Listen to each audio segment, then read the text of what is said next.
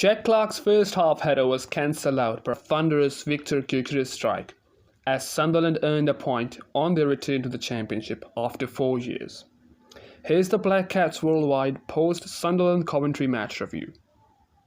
Welcome to Black Cats Worldwide. Sunderland was riding high in front of a 40,000 crowd. Their return to the second tier, the excitement, the enthusiasm, it was all in their fans and their players. And the start of the game also suggested so, with the Black Cats taking an early lead thanks to a brilliant Jack Clarke's header off a super cross from the American Lyndon Gooch. Sunderland did look good afterwards, but in the later parts of the first half, Coventry was the team that was getting chances. Jonathan Panzo's ferocious 30-yard strike was brilliantly turned onto the crossbar by a new number 1, Anthony Patterson. After that, it was Matt Gordon of Coventry who missed a massive chance to score and clearly missed that one-on-one with the goalkeeper, all from a mistake from Dan Neil. Coventry continued to press on though, going into the second half, as Alex Neil's Sunderland were keen to just play out the time and secure the 1-0 lead. Coventry's pressing was ultimately rewarded in the 83rd minute of the match, when Gyökeres picked the ball up centrally, 25 yards out, came onto his right foot and smashed a wonderful goal. Well, I think we could have prevented that goal if we had put a little more pressure on him and might have avoided the strike. But it just happens it was a brilliant strike from the Coventry forward who scored 15 goals last season.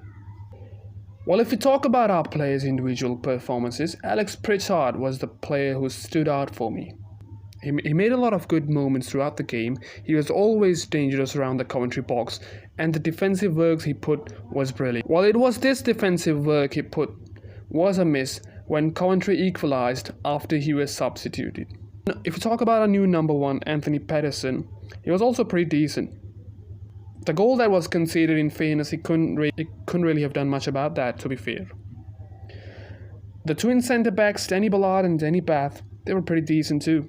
Danny Ballard really got stuck into the game as he was battling out with Gyökeres throughout the game, and Danny Bath was brilliant in the air. I don't remember him missing one of those aerials. Daniel was quite bright in the first half, although he did give away that one-on-one chance which was shot wide by Coventry's players, but he was pretty decent throughout the game. If we talk about Lyndon Gooch's performances, his cross that was headed in by Jack Clarke was just brilliant. It was superb. That cross was really great, to be honest. And his performance throughout the game was also pretty decent, if not great. But yeah, it was a decent outing for him throughout the game. And if we talk about Jack Clarke and Ross Stewart, the forwards, they really worked their butts off in the both halves, actually, getting that goal which we talked about. And although Loch Ness Drogba hadn't scored a goal, but he was quite spark on the field, with his chance was saved by the Coventry goalie, which was a pretty decent save. Luke O'Nien and Patrick Roberts were the two substitutes that came off the bench for Sunderland in the game, and Luke O'Nien was okay, actually. Wasn't great. I was looking for Sims to probably come on after we had conceded, or maybe giving him 10 to 15 minutes in the game. But anyways, it was Alex Neil's choice. He didn't give any minutes to the newcomer. So in the end, if you talk about the result, I'd say it's a pretty decent result. I'm a bit down, actually. I really wanted a win, but conceding the goal in the 83rd minute, well, we could have got those 3 points, but still one's a good point. How that one's a good point? Well, we've come back to the Championship after a 4-year hiatus against a decent Coventry side. I mean, that's great.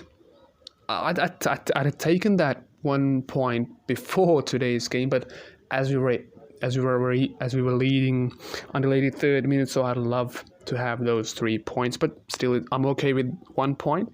Yeah, okay. So this result means that we're 12th on the league table as we take a trip to Bristol City next week. So fingers crossed for that game. So that's about it in today's review of our Sunderland versus Coventry match.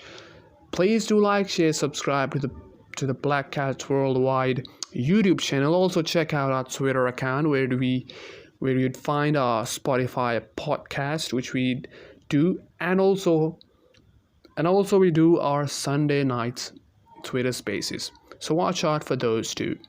Anyways, thanks for watching. How are the lads? And fuck the mags.